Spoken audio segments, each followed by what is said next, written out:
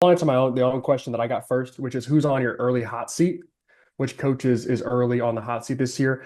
I have a very obvious one, and then I've got a few that I think could work themselves onto the hot seat. So to me, number one, the guy that's really on the hot seat is Lincoln Riley. This isn't being talked about nationally, but his schedule going into this year, he has four very losable games. And I think if he goes another 8-4, it's a problem. And I think he's out. He kind of was on the hot seat this year, but with all the carousel, it was very difficult to see where like he might have gotten a better job, honestly, had he left and he didn't. Like kudos to him. But USC plays Indiana, they have Oregon, I think they have Ohio State again. They have a ridiculous schedule, and I marked out four losses easily that they could have, and so that's just them being on schedule. So I'm very worried about him as far as the future looks like for him at USC. But a couple other ones I have, Josh Heupel at Tennessee. Mm. He's kind of regressed since the 2022 Hendon Hooker year, where they were pretty good, but they just couldn't beat the best teams. I've got Shane Beamer at South Carolina. I think that he's given himself enough leash to where it's like, hey, bud, you got to perform. You're returning what is going to be your superstars. Dylan Stewart's going to be back. The quarterback's going to be back, and Nick Lenore, Harbor's yeah. going to be back. Lenore Sellers is going to be back. So you have three guys that are basically cornerstones of your program are coming back. I have to see something from you. And then Mike Norvell, obviously, he's going to be on the hot seat. And then one more who I don't think people are talking about, but has definitely earned himself on this hot seat list is Steve Sarkisian at Texas. I don't think that you can continue to have the resources and the recruiting class and not beat the best teams in the country. You played Ohio State tough. That's great. That's That's awesome. and you know what? They're on my list too because or he's on my list too. He was the first name that I thought of when I saw this Mm. question, and conversation can almost start and end there. Texas plays Texas State week 1. They play UTSA in week 3.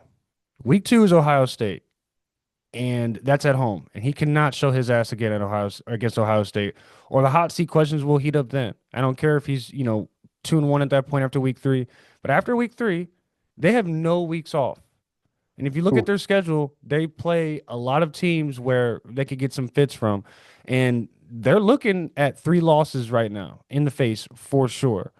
And I think Steve Sarkisian, like you said, with the resources, you have the Arch Manning era come and go and it falls flat. You're going to be looking at a team and a program that's going to want to hit a reset button. And there's a lot of teams out there that would love to have Steve Sarkisian.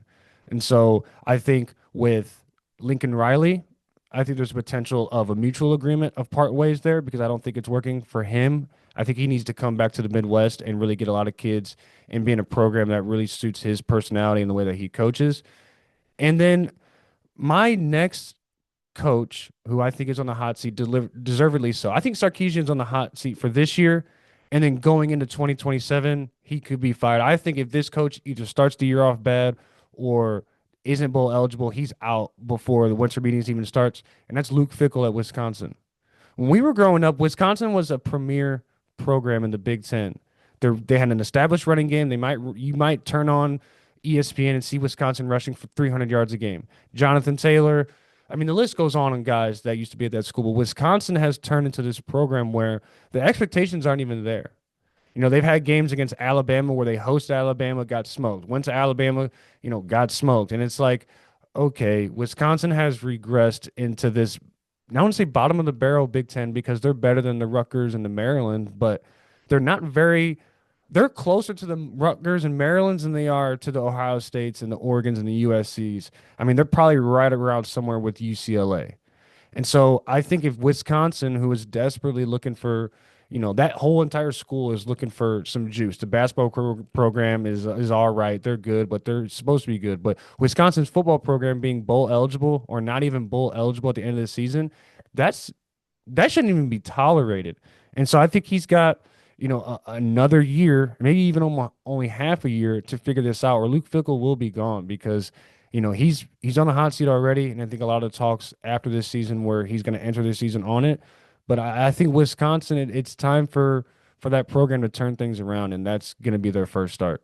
Yeah, the question is, do they have the resources up in Wisconsin to retain and get talent? So that's going to be its own thing. So I I think guess that's that, a question. I don't think there's an answer yeah. for that yet. I think that's a good point. I don't think that question has been answered yet. And you know what? They retained him. And so the question is like, maybe they don't. Because same Right. thing with Mike Norvell at Florida State. And that rolls right into question number two. So over under two coaches fired by week 3.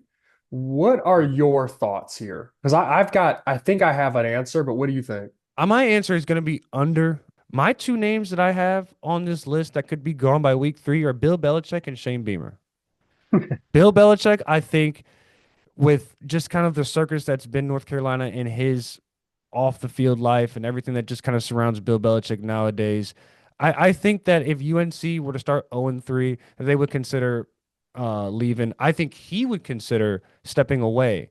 I think it might not even be a situation where he's fired, but he looks at it, takes a step back, and is like, you know what, college football is really not just for me. And then we all realize that, like, hey, there's NFL teams that just simply didn't want Bill Belichick. He didn't really want to coach in college, and it's kind of what it is. And then Shane Beamer, you've got, like you said, three of some of the top players in the country, and South Carolina has just kind of been kind of a SEC doormat for a little bit now. And Lenora Sellers' era is going to come and go, and they're not going to do much.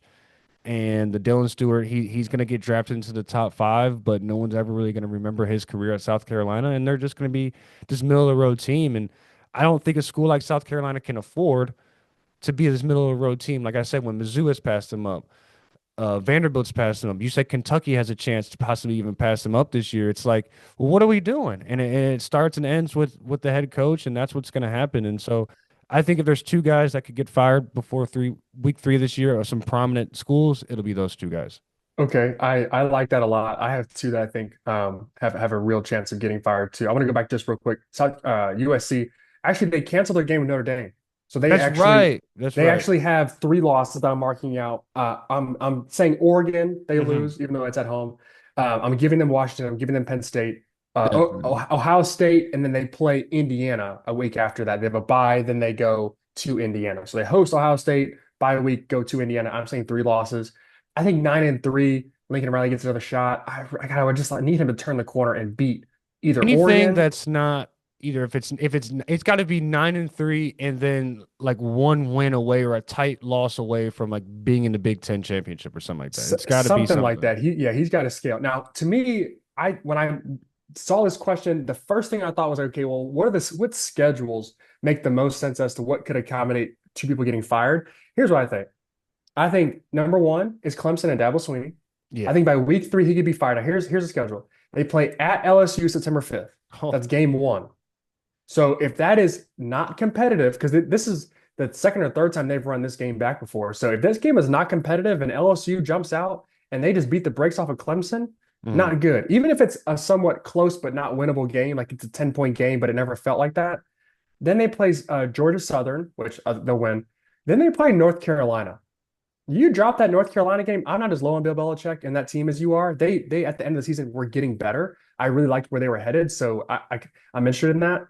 If he drops that game, I think he's gone. Then they play at Cal, which is a Friday. Then the next game is versus Miami, and so like that's the first 5 games that they play are ridiculous. But the first 3, I think Clemson could easily let go of Dabo Sweeney. I think they'd be fed up with his antics. I think that they could get a younger guy in there who's with the times, doing NIL, not complaining about guys getting paid and swindled away. Like that's gone. So we talked about that last episode.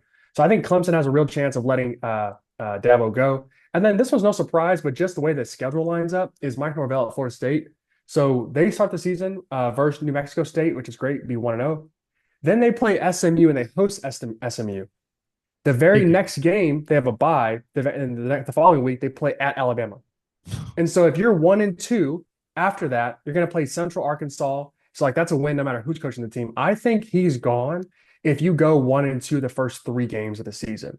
Mm. And so those 2 coaches, I feel like I'm watching that and thinking, yeah, the schedules don't line up for you to start slow. You have to get out of the gate. I like Shane Beamer being on your list as well, but unfortunately, he doesn't play a tough start to the season. I don't know if Mississippi State's going to be any good, but they play Alabama week 4, which is a little bit earlier in the season than they usually do. So he could maybe be out by then, but then they play Kentucky, Florida, Tennessee. So he could be a coach that exits early before the season's over. And they play comes at the end of the year. We'll see. But I don't think he gets fired and then the first, by the end of September. It'd be a little bit longer. So Dabo and Mike Norvell are going to be my answers I like the for Dabo answer that one. because I think, you know, even they're just a yin and yang with everything. So if he's going to complain about Ole Miss poaching his players and this and that, well, he's going to have to step up and just win again. And all this talking and complaining, and it can get drowned out by winning. But if you start to lose, people are going to look like, okay, you have your back against the wall, you're complaining, and now you're not winning. It just Mhm. seems like this might not be for you here.